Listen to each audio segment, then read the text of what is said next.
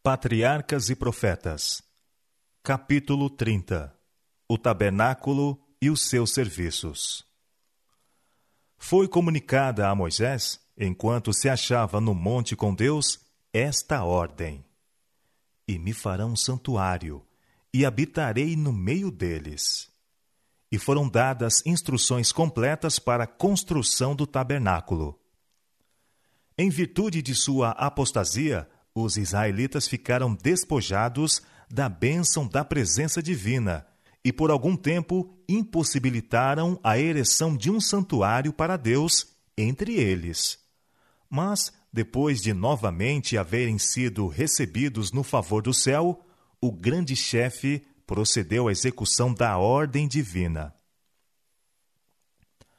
Homens escolhidos foram especialmente dotados por Deus de habilidade e sabedoria para a construção do sagrado edifício.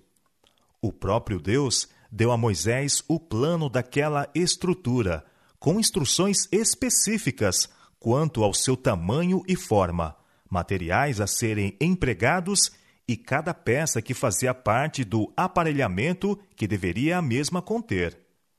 Os lugares santos, feitos à mão, deveriam ser figura do verdadeiro, figuras das coisas que estão no céu.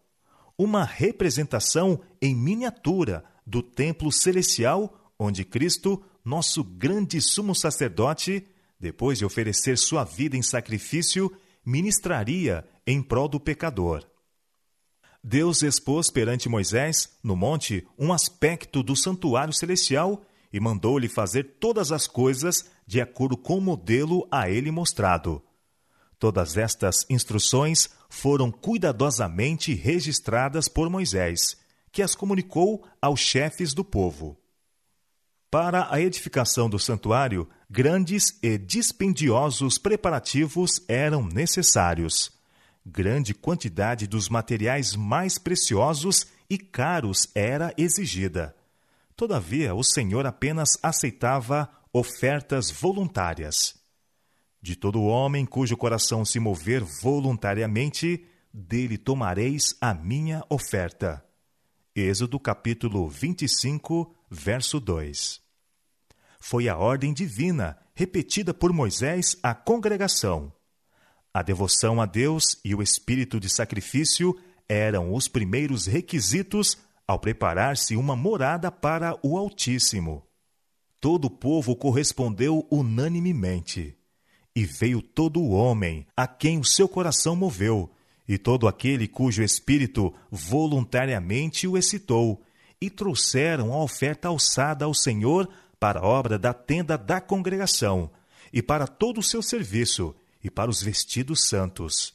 E assim vieram homens e mulheres, todos dispostos de coração. Trouxeram fivelas e pendentes, e anéis e braceletes, todo o vaso de ouro, e todo homem oferecia oferta de ouro ao Senhor.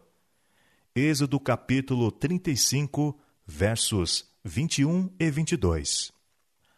E todo homem que se achou com azul, e púrpura, e carmesim, e linho fino, e pelos de cabra, e peles de carneiro, tintas de vermelho, e peles de teixugos, os trazia. Todo aquele que oferecia oferta alçada de prata ou de metal, a trazia por oferta alçada ao Senhor.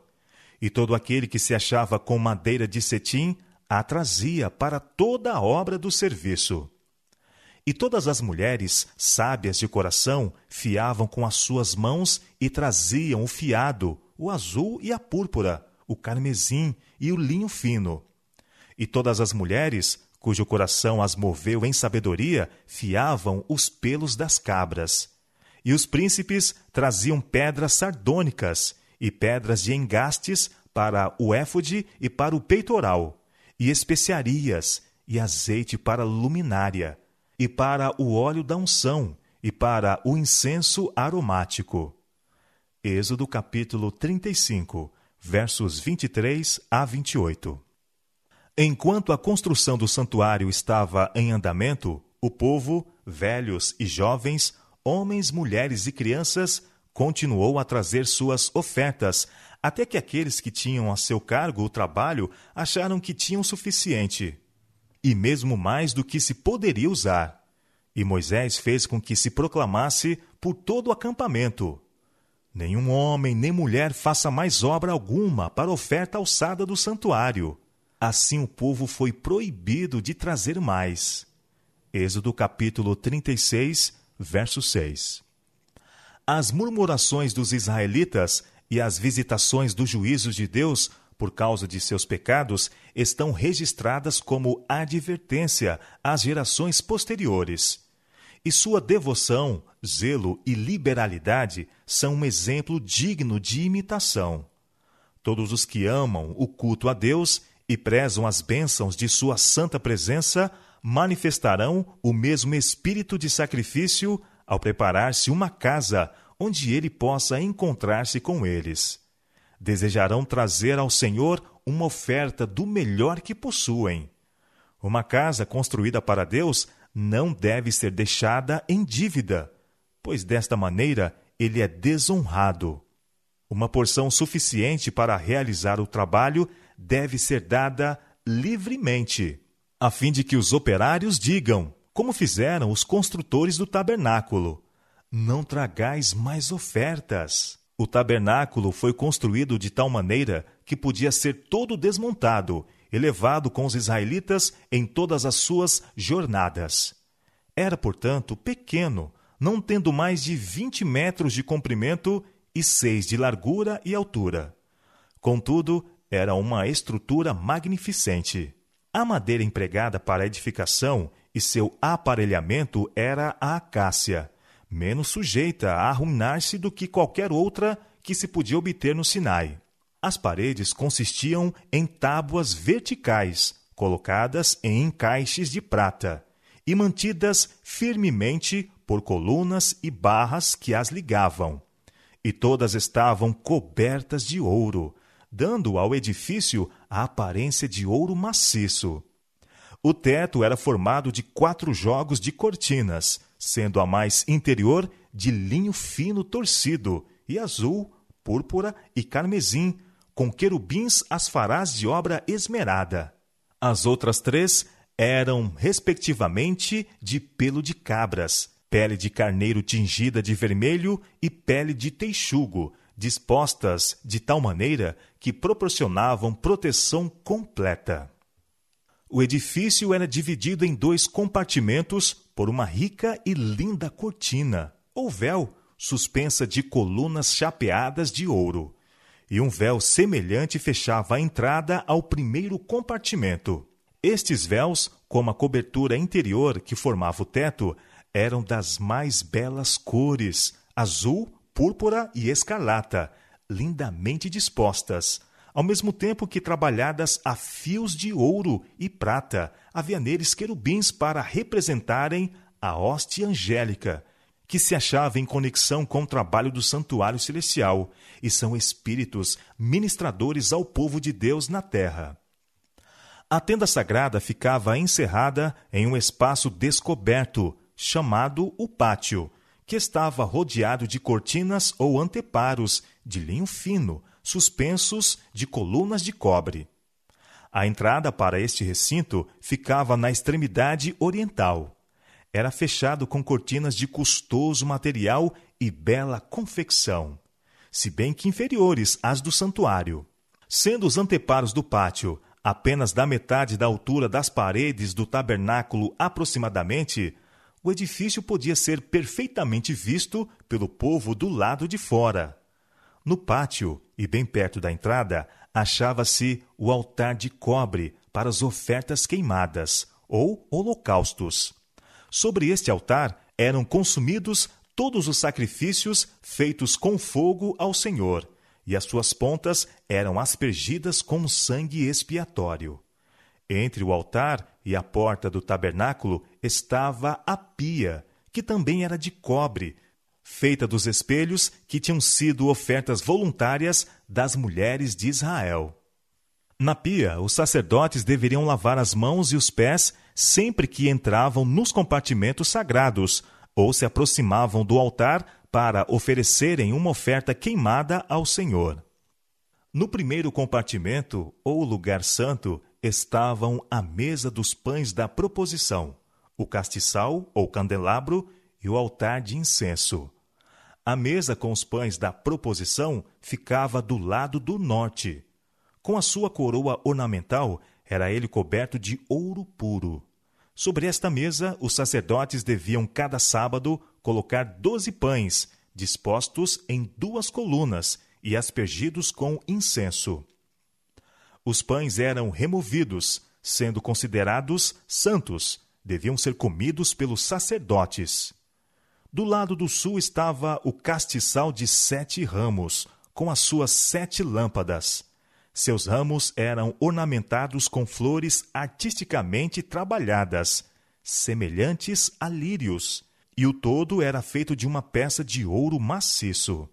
Não havendo janelas no tabernáculo, nunca ficavam apagadas todas as lâmpadas a um tempo, mas espargiam sua luz dia e noite. Precisamente diante do véu que separava o lugar santo do Santíssimo e da presença imediata de Deus, achava-se o áureo altar de incenso. Sobre esse altar, o sacerdote devia queimar incenso todas as manhãs e tardes. Suas pontas eram tocadas com o sangue da oferta para o pecado, e era aspergido com sangue no grande dia de expiação. O fogo nesse altar fora aceso pelo próprio Deus e conservado de maneira sagrada. Dia e noite, o santo incenso difundia sua fragrância pelos compartimentos sagrados e fora, longe, em redor do tabernáculo. Além do véu interior, estava o Santo dos Santos, onde se centralizava o serviço simbólico da expiação e intercessão, e que formava o elo de ligação entre o céu e a terra. Nesse compartimento estava a arca, uma caixa feita de acácia, coberta de ouro por dentro e por fora, e tendo uma coroa de ouro em redor de sua parte superior. Fora feita para ser o receptáculo das tábuas de pedra, sobre as quais o próprio Deus escrevera os 10 mandamentos. Daí o ser ela chamada a Arca do Testemunho de Deus, ou a Arca do Concerto, visto que os 10 mandamentos foram a base do concerto feito entre Deus e Israel. A cobertura da caixa sagrada chamava-se propiciatório. Este era feito de uma peça inteiriça de ouro e encimado por querubins do mesmo metal, ficando um de cada lado. Uma asa de cada anjo estendia-se ao alto, enquanto a outra estava fechada sobre o corpo em sinal de reverência e humildade. A posição dos querubins, tendo o rosto voltado um para o outro e olhando reverentemente abaixo para a arca, representava a reverência com que a hoste celestial considera a lei de Deus e seu interesse no plano da redenção. Acima do propiciatório estava o Shequiná, manifestação da presença divina. E dentre os querubins, Deus tornava conhecida a sua vontade. Mensagens divinas às vezes eram comunicadas ao sumo sacerdote por uma voz da nuvem. Algumas vezes, uma luz caía sobre o anjo à direita, para significar aprovação ou aceitação, ou uma sombra ou nuvem repousava sobre o que estava ao lado esquerdo, para revelar reprovação ou rejeição. A lei de Deus, encerrada na arca, era a grande regra de justiça e juízo. Aquela lei sentenciava a morte ao transgressor, mas acima da lei estava o propiciatório, sobre o qual se revelava a presença de Deus e do qual, em virtude da obra expiatória, se concedia o perdão ao pecador arrependido. Assim, na obra de Cristo pela nossa redenção, simbolizada pelo ritual do santuário, a misericórdia e a verdade se encontraram, a justiça e a paz se beijaram. Salmo 85, verso 10. Nenhuma linguagem pode descrever a glória do cenário apresentado dentro do santuário. As paredes chapeadas de ouro que refletiam a luz do áureo castiçal, os brilhantes matizes das cortinas ricamente bordadas com seus resplandecentes anjos, a mesa e o altar de incenso, brilhante pelo ouro, além do segundo véu, a arca sagrada, com seus querubins místicos, e acima dela o santo Shequiná, manifestação visível da presença de Jeová. Tudo não era senão um pálido reflexo dos esplendores do templo de Deus no céu, o grande centro da obra pela redenção do homem. Um espaço de tempo de aproximado meio ano foi ocupado na construção do tabernáculo. Quando este se completou, Moisés examinou toda a obra dos construtores, comparando-a com o modelo a ele mostrado no monte e com as instruções que de Deus recebera. Como o Senhor a ordenara, assim a fizeram. Então Moisés os abençoou. Êxodo capítulo 39, verso 43. Com ávido interesse, as multidões de Israel juntaram-se em redor para ver a estrutura sagrada. Enquanto estavam a contemplar aquela cena com satisfação reverente, a coluna de nuvem parou sobre o santuário e, descendo, envolveu. E a glória do Senhor encheu o tabernáculo. Êxodo capítulo 40, verso 34. Houve uma revelação da majestade divina, e por algum tempo, mesmo Moisés não pôde entrar ali. Com profunda emoção, o povo viu a indicação de que a obra de suas mãos fora aceita. Não houve ruidosas manifestações de regozijo. Temor solene repousava sobre todos. Mas sua alegria de coração transbordou em lágrimas de gozo, e murmuravam em voz baixa ardorosas palavras de gratidão de que Deus houvesse condescendido em habitar com eles. Por determinação divina, a tribo de Levi foi separada para o serviço do santuário. Nos tempos primitivos, cada homem era o sacerdote de sua própria casa. Nos dias de Abraão, o sacerdócio era considerado direito de primogenitura do filho mais velho. Agora, em lugar dos primogênitos de todo Israel, o Senhor aceitou a tribo de Levi para a obra do santuário. Por meio desta honra distinta, manifestou ele sua aprovação à fidelidade da mesma, tanto por aderir ao seu serviço, como por executar seus juízos, quando Israel apostatou com o culto ao bezerro de ouro. O sacerdócio, todavia, ficou restrito à família de Arão. A este e seus filhos somente permitia-se ministrar perante o Senhor. O resto da tribo estava encarregada do cuidado do tabernáculo e de seu aparelhamento, e deveria auxiliar os sacerdotes em seu ministério, mas não deveria sacrificar, queimar incenso ou ver as coisas sagradas antes que estivessem cobertas. De acordo com as suas funções, foi indicada ao sacerdote uma veste especial. Farás vestidos santos a Arão, teu irmão, para glória e ornamento. Foi a instrução divina a Moisés. A veste do sacerdote comum era de linho alvo e tecida em uma só peça. Estendia-se até quase aos pés e prendia-se à cintura por um cinto branco de linho, bordado de azul, púrpura e vermelho. Um turbante de linho ou mitra completava seu traje exterior. A Moisés, perante a sarça ardente, foi determinado que tirasse as sandálias, porque a terra em que estava era santa.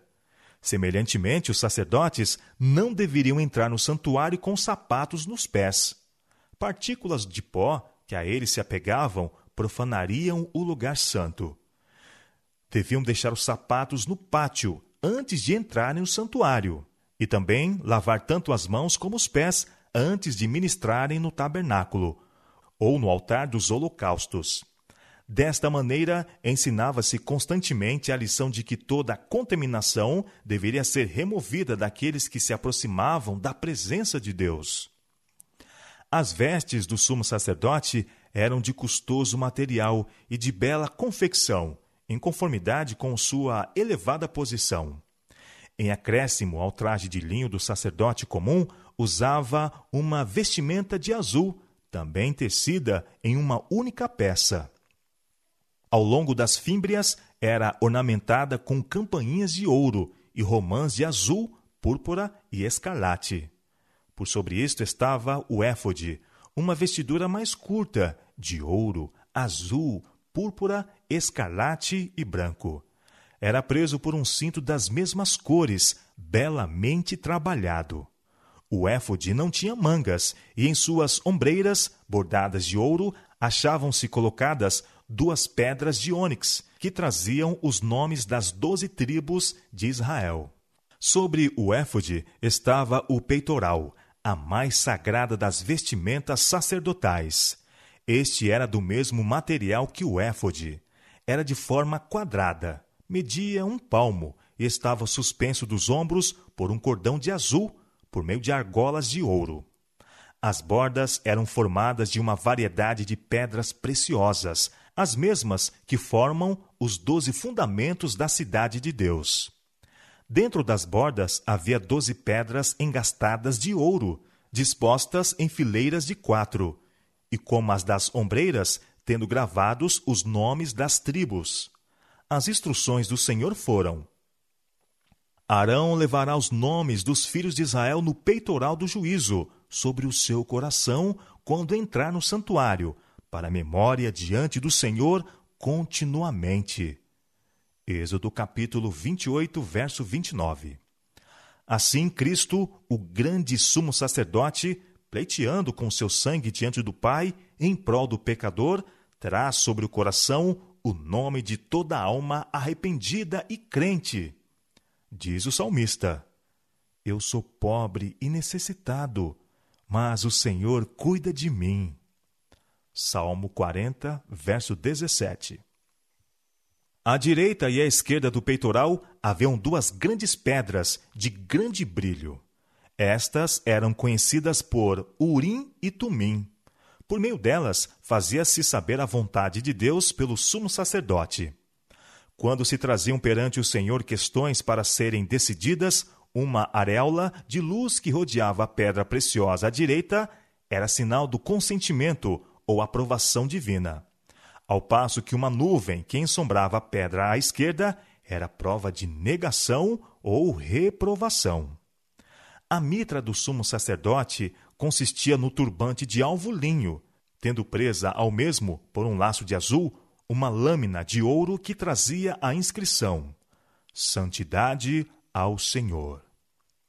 Todas as coisas ligadas ao vestuário e conduta dos sacerdotes deviam ser de molde a impressionar aquele que as via, dando-lhe uma intuição da santidade de Deus, santidade de seu culto e pureza exigida daqueles que iam à sua presença. Não somente o santuário em si mesmo, mas o ministério dos sacerdotes deviam servir de exemplar e sombra das coisas celestiais. Assim foi isto de grande importância, e o Senhor, por meio de Moisés, deu a mais definida e explícita instrução concernente a cada ponto deste ritual típico. O ministério no santuário consistia em 2 partes, um serviço diário e outro anual. O cerimonial diário era efetuado no altar dos holocaustos, no pátio do tabernáculo, bem como no lugar santo, ao passo que o serviço anual era no lugar santíssimo. Nenhum olho mortal, a não ser o do sumo sacerdote, devia ver o compartimento interno do santuário. Apenas uma vez ao ano podia o sacerdote entrar ali, e isso depois da mais cuidadosa e solene preparação. Com tremor, entrava perante Deus, e o povo, com reverente silêncio, aguardava a sua volta, tendo erguido o espírito em oração fervorosa pela bênção divina. Diante do propiciatório, o sumo sacerdote fazia expiação por Israel, e na nuvem de glória de Deus se encontrava com ele. Sua demora ali, além do tempo costumeiro, enchia-os de receio de que, por causa de seus pecados ou dos dele, houvesse sido morto pela glória do Senhor. O culto cotidiano consistia no holocausto da manhã e da tarde, na oferta de incenso suave no altar de ouro e nas ofertas especiais pelos pecados individuais. E também havia ofertas para os sábados, luas novas e solenidades especiais. Toda manhã à tarde, um cordeiro de 1 ano era queimado sobre o altar, com sua apropriada oferta de manjares, simbolizando assim a consagração diária da nação a Jeová e sua constante necessidade do sangue expiatório de Cristo. Deus ordenara expressamente que toda oferta apresentada para o ritual do santuário fosse sem mácula. Os sacerdotes deviam examinar todos os animais levados para o sacrifício e rejeitar todo aquele em que se descobrisse algum defeito. Apenas uma oferta sem mácula poderia ser um símbolo da perfeita pureza daquele que se ofereceria como um cordeiro imaculado e incontaminado. O apóstolo Paulo aponta para esses sacrifícios como uma ilustração do que os seguidores de Cristo devem tornar-se. Diz ele: Rogo-vos, pois, irmãos, pela compaixão de Deus, que apresenteis os vossos corpos em sacrifício vivo, santo e agradável a Deus, que é o vosso culto racional. Romanos capítulo 12, verso 1. Devemos entregar-nos ao serviço de Deus e procurar que a oferta se aproxime o máximo possível da perfeição. Deus não se agradará de coisa alguma inferior ao melhor que podemos oferecer. Aqueles que o amam de todo o coração desejarão dar-lhe o melhor serviço de sua vida e estarão constantemente procurando pôr toda a faculdade de seu ser em harmonia com as leis que promoverão sua habilidade para fazerem a sua vontade. Na oferta do incenso, o sacerdote era levado mais diretamente à presença de Deus do que em qualquer outro ato do ministério diário. Como o véu interno do santuário não se estendia até ao alto do edifício, a glória de Deus, manifestada por cima do propiciatório, era parcialmente visível no primeiro compartimento. Quando o sacerdote oferecia incenso perante o Senhor, olhava em direção à arca, e subindo a nuvem de incenso, a glória divina descia sobre o propiciatório e enchia o lugar santíssimo, e muitas vezes ambos os compartimentos, de tal maneira que o sumo sacerdote era obrigado a afastar-se para a porta do santuário. Como naquele cerimonial típico, o sacerdote olhava pela fé ao propiciatório que não podia ver. Assim, o povo de Deus deve hoje dirigir suas orações a Cristo, seu grande sumo sacerdote, que, invisível aos olhos humanos, pleiteia em seu favor no santuário celestial. O incenso que subia com as orações de Israel representa os méritos e intercessão de Cristo, sua perfeita justiça, que pela fé é atribuída a seu povo e que unicamente pode tornar aceitável a Deus o culto de seres pecadores. Diante do véu do lugar santíssimo estava um altar de intercessão perpétua. Diante do lugar santo, um altar de expiação contínua. Pelo sangue e pelo incenso deveriam aproximar-se de Deus. Símbolos aqueles que apontam para o grande mediador, por intermédio de quem os pecadores podem aproximar-se de Jeová e por meio de quem unicamente a misericórdia e a salvação podem ser concedidas à alma arrependida e crente. Quando os sacerdotes, pela manhã e à tardinha, entravam no lugar santo à hora do incenso, o sacrifício diário estava pronto para ser oferecido sobre o altar, fora, no pátio. Esta era uma ocasião de intenso interesse para os adoradores que se reuniam junto ao tabernáculo. Antes de entrarem à presença de Deus pelo ministério do sacerdote, deviam empenhar-se em ardoroso exame de coração e confissão de pecado. Uniam-se em oração silenciosa, com o rosto voltado para o lugar santo. Assim acendiam suas petições com a nuvem de incenso, enquanto a fé se apoderava dos méritos do Salvador prometido, prefigurado pelo sacrifício expiatório. As horas designadas para o sacrifício da manhã e da tardinha eram consideradas sagradas e, por toda a nação judaica, vieram a ser observadas como um tempo reservado para a adoração. E quando, em tempos posteriores, os judeus foram espalhados como cativos em países distantes, Ainda naquela hora designada, voltava o rosto para Jerusalém e proferiam suas petições ao Deus de Israel. Neste costume, têm os cristãos um exemplo para a oração da manhã e da noite. Conquanto Deus condene um mero ciclo de cerimônias, sem o espírito de adoração, olha com grande prazer aqueles que o amam, prostrando-se de manhã e à noite, a fim de buscar o perdão dos pecados cometidos e apresentar seus pedidos de bênçãos necessitadas. Os pães da proposição eram conservados sempre perante o Senhor como uma oferta perpétua. Assim, era isto uma parte do sacrifício cotidiano. Era chamado pão da proposição, ou pão da presença, porque estava sempre diante da face do Senhor. Era um reconhecimento de que o homem depende de Deus, tanto para o pão temporal como o espiritual, e de que este é recebido apenas pela mediação de Cristo. Deus alimentara Israel no deserto com o pão do céu, e ainda dependiam eles de sua munificência, tanto para o pão temporal como para as bênçãos espirituais. Tanto o maná como o pão da proposição apontavam para Cristo, o pão vivo, que sempre está na presença de Deus por nós. Ele mesmo disse: Eu sou o pão vivo que desce do céu. São João, capítulo 6, versos 48 a 51. O incenso era posto sobre os pães. Quando o pão era retirado cada sábado para ser substituído por outro, fresco, o incenso era queimado sobre o altar em memória perante Deus. A parte mais importante do ministério diário era o serviço efetuado em prol do indivíduo. O pecador arrependido trazia sua oferta à porta do tabernáculo e, colocando a mão sobre a cabeça da vítima, confessava seus pecados, transferindo-os, assim, figuradamente de si para o sacrifício inocente.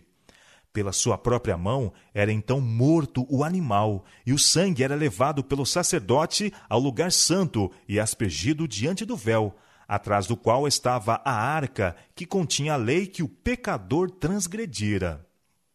Por esta cerimônia, mediante o sangue, o pecado era figuradamente transferido para o santuário.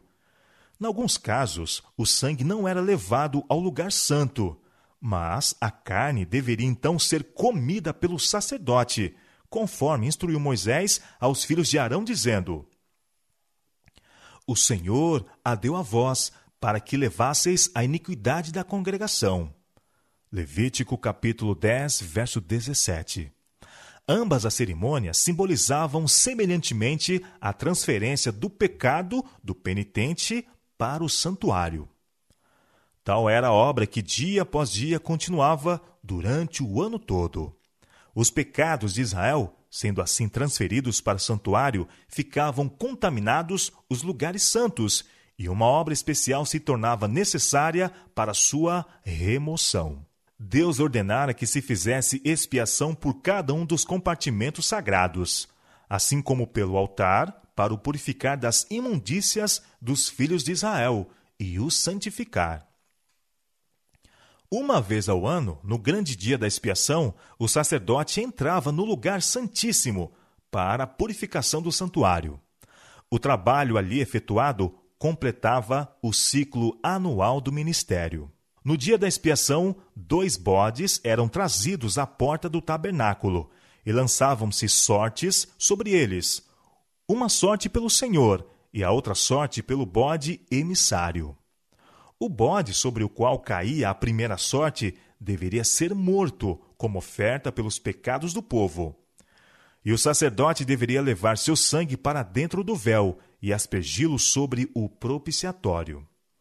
Assim fará expiação pelo santuário, por causa das imundícias dos filhos de Israel e de suas transgressões, segundo todos os seus pecados. E assim fará para a tenda da congregação que mora com eles no meio das suas imundícias. Levítico capítulo 16, verso 16.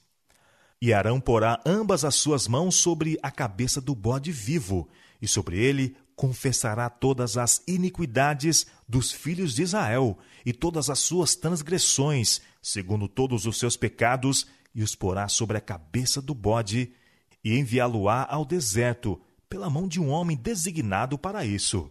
Assim aquele bode levará sobre si todas as iniquidades dele à terra solitária.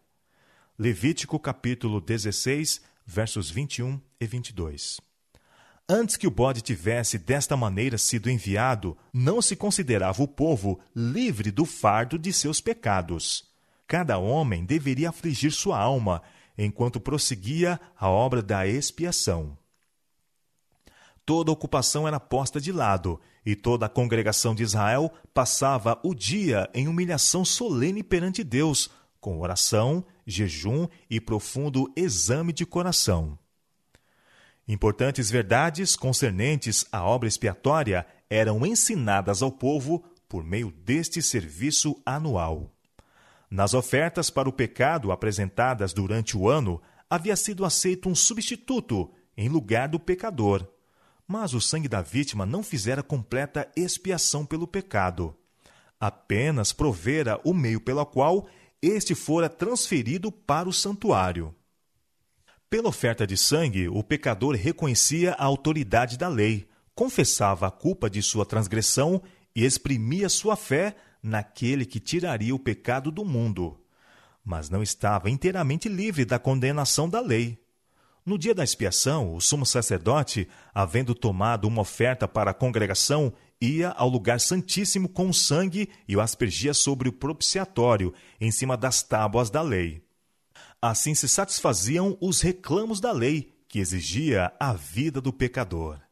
Então, em seu caráter de mediador, o sacerdote tomava sobre si os pecados e, saindo do santuário, levava consigo o fardo das culpas de Israel. À porta do tabernáculo, colocava as mãos sobre a cabeça do bode emissário e confessava sobre ele todas as iniquidades dos filhos de Israel e todas as suas transgressões, segundo todos os seus pecados, pondo-a sobre a cabeça do bode. E assim como o bode que levava esses pecados era enviado dali, tais pecados, juntamente com o bode, eram considerados separados do povo para sempre. Este era o cerimonial efetuado como exemplar e sombra das coisas celestiais. Como foi declarado, o santuário terrestre fora construído por Moisés, conforme o modelo a ele mostrado no monte. Era uma figura para o tempo então presente, no qual se ofereceriam tanto dons como sacrifícios. Seus 2 lugares santos eram figuras das coisas que estão no céu. Cristo, nosso grande sumo sacerdote, é ministro do santuário e do verdadeiro tabernáculo, o qual o Senhor fundou e não o homem. Sendo em visão concedida a João uma vista do templo de Deus no céu, contemplou ele ali 7 lâmpadas de fogo que ardiam diante do trono. Viu um anjo tendo um incensário de ouro, e foi-lhe dado muito incenso para o pôr com as orações de todos os santos sobre o altar de ouro que está diante do trono. Apocalipse capítulo 4, verso 5 e Apocalipse capítulo 8, verso 3. Com isto, permitiu-se ao profeta ver o primeiro compartimento do santuário celestial. E viu ali as 7 lâmpadas de fogo e o altar de ouro, representados pelo castiçal de ouro e o altar de incenso no santuário terrestre. Novamente, abriu-se no céu o templo de Deus, e ele olhou para dentro do véu interno, no Santo dos Santos.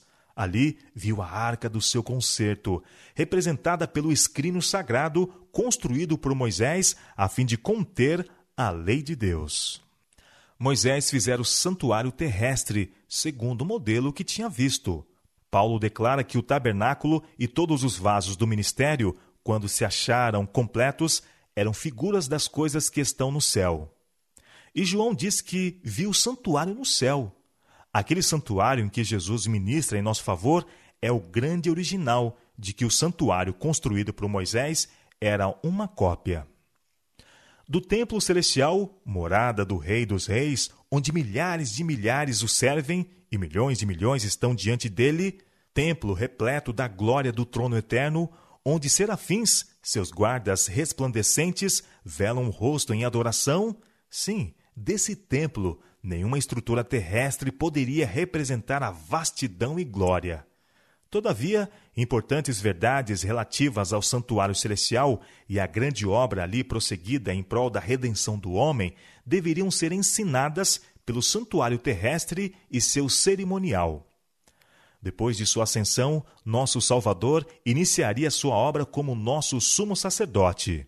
Diz Paulo: Cristo não entrou num santuário feito por mãos, figura do verdadeiro, porém no mesmo céu, para agora comparecer por nós perante a face de Deus. Hebreus capítulo 9, verso 24. Assim como o ministério de Cristo devia consistir em duas grandes divisões, ocupada cada uma delas um período de tempo e tendo um lugar distinto no santuário celeste, semelhantemente, o ministério típico consistia em duas divisões, o serviço diário e o anual, e a cada um deles era dedicado um compartimento do tabernáculo. Assim como Cristo, por ocasião de sua ascensão, compareceu à presença de Deus a fim de pleitear com seu sangue em favor dos crentes arrependidos, assim o sacerdote, no ministério diário, aspergia o sangue do sacrifício no lugar santo, em favor do pecador. O sangue de Cristo, ao mesmo tempo que livraria da condenação da lei o pecador arrependido, não cancelaria o pecado. Este ficaria registrado no santuário, até a expiação final. Assim, no serviço típico, o sangue da oferta pelo pecado removia do penitente o pecado, mas esse permanecia no santuário até ao dia da expiação. No grande dia da paga final, os mortos devem ser julgados pelas coisas que estavam escritas nos livros, segundo as suas obras. Apocalipse, capítulo 20, verso 12. Então, pela virtude do sangue expiatório de Cristo, os pecados de todo verdadeiro arrependido serão eliminados dos livros do céu. Assim, o santuário estará livre ou purificado do registro de pecado. No tipo, esta grande obra de expiação ou cancelamento de pecados era representada pelos serviços do dia da expiação, a saber, pela purificação do santuário terrestre, o qual se realizava pela remoção dos pecados com que ele ficara contaminado, remoção efetuada pela virtude do sangue da oferta para o pecado. Assim como na expiação final, os pecados dos verdadeiros arrependidos serão apagados dos registros do céu, para não mais serem lembrados nem virem à mente, assim no serviço típico eram levados ao deserto, para serem separados da congregação. Visto que Satanás é o originador do pecado, o instigador direto de todos os pecados que ocasionaram a morte do Filho de Deus, exige a justiça que Satanás sofra a punição final. A obra de Cristo para a redenção dos homens e purificação do universo da contaminação do pecado encerrar-se-á pela remoção dos pecados do santuário celestial e deposição dos mesmos sobre Satanás, que arrostará a pena final. Assim, no serviço típico, o ciclo anual do ministério encerrava-se com a purificação do santuário e confissão dos pecados sobre a cabeça do bode emissário. Em tais condições, no ministério do tabernáculo e do templo que mais tarde tomou seu lugar, ensinavam-se ao povo cada dia as grandes verdades relativas à morte e ministério de Cristo, e uma vez ao ano sua mente era transportada para os acontecimentos finais do grande conflito entre Cristo e Satanás, e para a final purificação do universo de pecado e pecadores.